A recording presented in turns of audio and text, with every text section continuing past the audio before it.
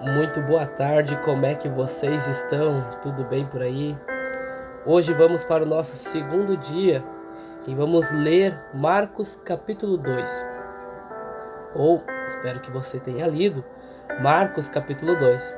Mas se não, o faça hoje, né? Leia, tire tempo para ler este capítulo.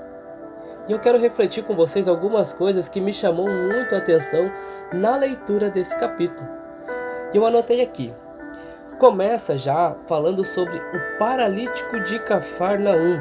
Esse é um texto também que você pode encontrar em Mateus, capítulo 9, do 1 ao 8, e Lucas, no capítulo 5, 18 ao 36. E a gente está lendo aqui em Marcos, no capítulo 2, já no início desse capítulo, uma história muito interessante e com muitas informações para nós, em sentido espiritual, né, sobre esse paralítico de Cafarnaum e seus amigos. E o verso 4 nos diz: não podendo aproximar-se dele, de Jesus, por causa da multidão, descobriram o telhado onde estava, e fazendo então um buraco, baixaram o leito em que jazia o paralítico.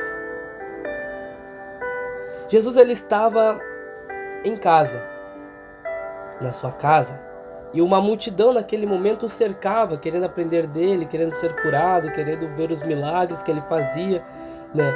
E fechava também a entrada da sua casa.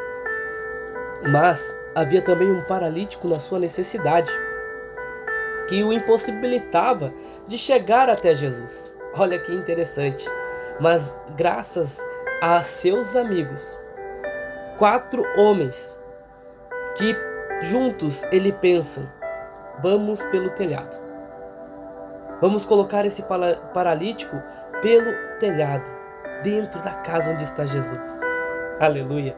Então esses homens rompem o telhado para que o paralítico possa chegar até Jesus e ser curado. Essa história já começa muito interessante e muito emocionante por amigos levarem alguém em necessidade até Jesus.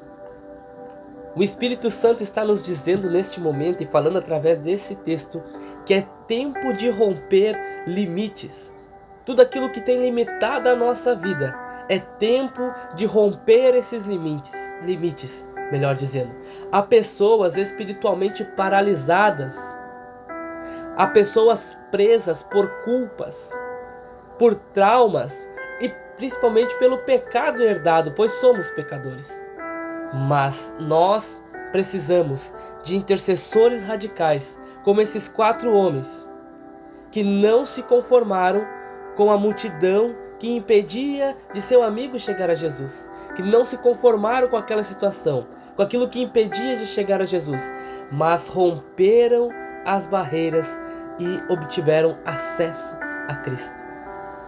É necessário intercessores nesse sentido. E é necessário também uma atitude nossa de prontidão, de estar disponível para chegarmos a Cristo Jesus. Quem está sendo impedido de se achegar a Cristo por falta de ação da igreja, por falta de ação de pessoas, precisamos de uma geração. Olha o alerta para nós como igreja. Olha um alerta para nós como corpo de Cristo. Se nós estamos impedindo essas pessoas chegarem, porque estamos tão envoltos de Cristo, que estamos impedindo as entradas. Ou também não se colocando à disposição de muitas vezes romper barreiras para colocar os necessitados mais perto de Jesus. Precisamos de uma geração de líderes que carreguem os feridos até Cristo. Que não esperem condições perfeitas, a pessoa estar bem para ir, mas que subamos ao telhado, que vamos até a dificuldade, que achemos um jeito de chegar com fé em Cristo e achar o favor do outro. Aleluia! Jesus, nesse momento, no verso 5, vai olhar para aquele paralítico e por toda aquela situação do telhado se abrindo sobre a sua cabeça e um leito caindo sobre aquela sala. No 5 vai dizer: e Jesus, vendo-lhes a fé, disse ao paralítico: filho, perdoado estão os teus pecados. Antes de restaurar o físico daquele homem, Jesus ele tratou de uma outra parte que a gente também precisa ser curado, que é tratar o nosso espiritual. Isso escandalizou os escribas que estavam ali olhando tudo e anotando e achando um jeito de prender Jesus. Mas revela a maior autoridade do nosso Senhor, a de transformar o coração pecaminoso, a alma pecaminosa, o espírito abatido, quebrantado. Muitos querem um milagre, mas desprezam muitas vezes o perdão que o Senhor, a graça e a misericórdia do Senhor. E o Senhor nesse texto está nos chamando aqui, nessa situação aqui, a que a gente venha priorizar a nossa cura interior, antes de qualquer cura exterior, antes de qualquer graça, qualquer poder que possa ter transformado algo exterior em nós, mas priorizar a cura que Ele faz da nossa alma, no nosso âmago, no nosso espírito, no nosso coração.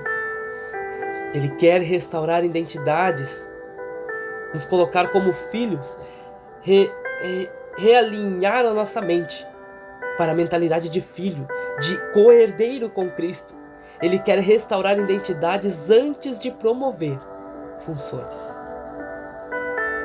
A igreja, mais uma vez, um alerta para nós, igreja, precisa voltar a valorizar o poder do arrependimento e do perdão.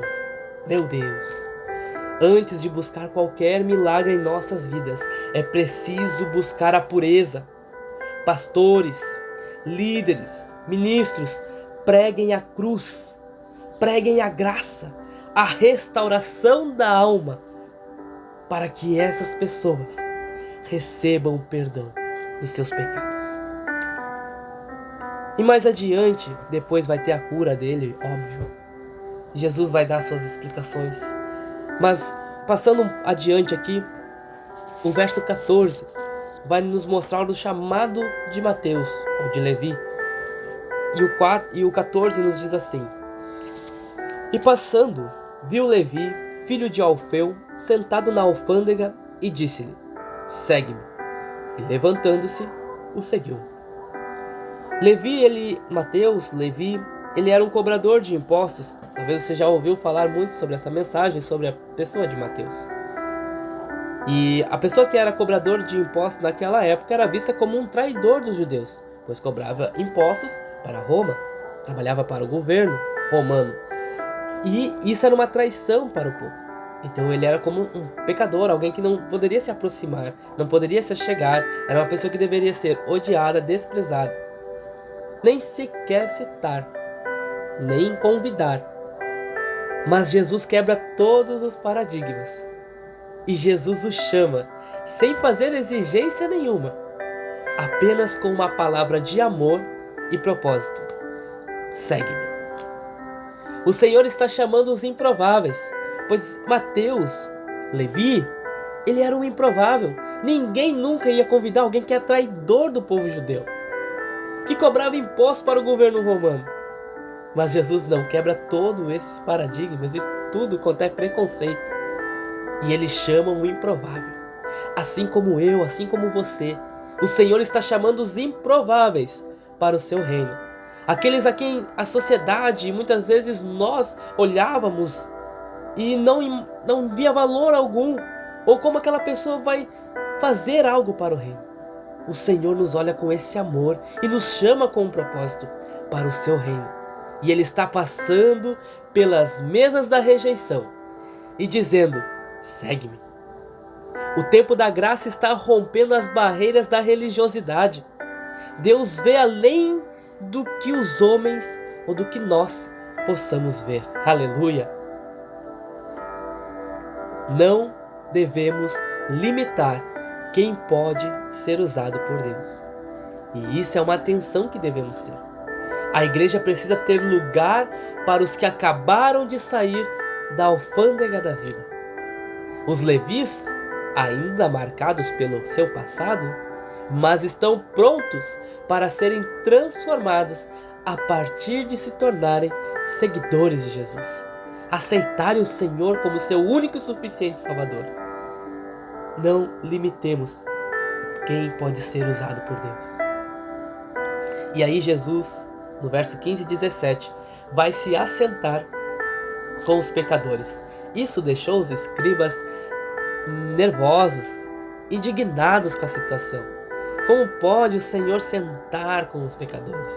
Isso chamava muita atenção deles, e ainda se dizer filho de Deus. O verso 17 diz: E Jesus, tendo ouvido isso, disse-lhes: Os sãos não necessitam de médico, mas sim os que estão doentes. Eu não vim chamar os justos, mas sim os pecadores. Jesus então escandaliza os fariseus ao assentar-se com os marginalizados por eles. Ele quebra paradigmas sociais e religiosos da época. O amor de Jesus, o amor de Deus Pai, o amor do Espírito Santo por nós, alcança aonde qualquer legalismo não toca, qualquer religiosidade não toca, qualquer preconceito social não toca, mas o amor de Deus nos alcança. A voz do Espírito está nos dizendo, através dessa reflexão aqui, do capítulo 2 de Marcos, está nos dizendo que é tempo de nós, da igreja, sentar à mesa com os quebrados, que não apenas com os certos, mas sim com os pecadores. Não apenas com os sãos, porque os sãos não necessitam de médico, mas sim os que estão doentes. O avivamento, ele não vem por isolamento, mas por encarnação, por estar aonde as dores estão. Aleluia! Ministérios que não se importam com os pecadores perdem o coração de Jesus. Meu Deus, pastores, líderes e discípulos, que as nossas mesas sejam lugares de acolhimento, de arrependimento e de reconciliação com o Senhor, pois é isso que Jesus veio fazer. Quando ele veio buscar os pecadores, ele veio para que os pecadores sejam acolhidos ao seu reino de Deus, ao reino dos céus, que recebam perdão pelos seus pecados e tenham a reconciliação e sejam agora reconhecidos como filhos de Deus. E o 18 e 22 vai falar sobre jejum. No verso 22, Jesus vai dizer: Ninguém põe vinho novo em odres velhos. Do contrário, o vinho novo rompe os odres, e entorna-se o vinho, e os odres estragam-se. O vinho novo deve ser posto em odres novos. Falando sobre o questionamento aqui, Jesus está respondendo sobre a questão do jejum, falando sobre a novidade de vida. O novo de Deus, ele não cabe em velhas estruturas, em velhas crenças, em velhas formas de viver. Tem que haver uma transformação. Nascer de novo, Jesus vai dizer. Deus está derramando um vinho novo, mas muitos ainda estão presos a odres ou estruturas velhas, mentalidades velhas, estruturas ultrapassadas, religiosidade em tradições humanas. E o novo de Deus não tem como encaixar nessas coisas, ou ser colocado nessa situação, nesse velho. O novo de Deus exige transformação interior e uma flexibilidade espiritual, uma maturidade espiritual. Lideranças precisam discernir os tempos. A resistência a esse novo de Deus pode fazer com que o vinho se perca. O novo de Deus se perca. É necessário que renovemos os odres. O que Deus vai fazer não se encaixa em formas ultrapassadas. O reino exige uma renovação constante. O reino é vivo, é orgânico. O reino são pessoas que estão em constante evolução e transformação, amadurecimento, num processo de amadurecimento, até que chegamos à altura e estatura do novo homem, daquilo que Deus nos prometeu, naquilo que Deus nos projetou para ser. Marcos 2 é um convite para nós, um convite à igreja que carrega os paralíticos, que rompe os tetos, que prega o perdão, que chama os marginalizados e senta com os quebrantados e se renova para esse novo de Deus em nossas vidas. O Senhor está nos dizendo nesta tarde: eu estou no meio de vocês, mas muito ainda estão na porta. Eu quero entrar nas casas, nas almas, nos corações. Não endureçam o odre. Não endureçam o seu coração, a sua alma. Não fechem o teto. Eu estou fazendo nova todas as coisas, diz o Senhor dos Exércitos. Que Deus te abençoe e te guarde. Uma ótima tarde.